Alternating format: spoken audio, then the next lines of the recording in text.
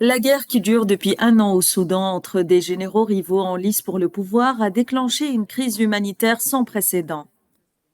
Ce vendredi, deux hauts responsables de l'ONU ont une nouvelle fois appelé à redoubler d'efforts pour mettre fin à cette guerre alimentée par les armes des partisans étrangers. Si les parties ont pu maintenir leur confrontation, c'est en grande partie grâce au soutien matériel qu'elles reçoivent de l'extérieur du Soudan. Ces acteurs extérieurs continuent de faire fi du régime de sanctions imposé par le Conseil de sécurité pour soutenir un règlement politique, alimentant ainsi le conflit. C'est illégal, c'est immoral et cela doit cesser.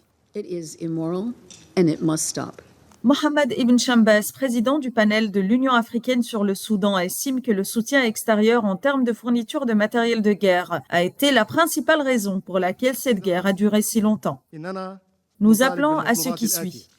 Ne pas instrumentaliser le conflit au Soudan, car cela nuit au processus de résolution du conflit. Cela compromet la capacité du Soudan à s'approprier ce processus.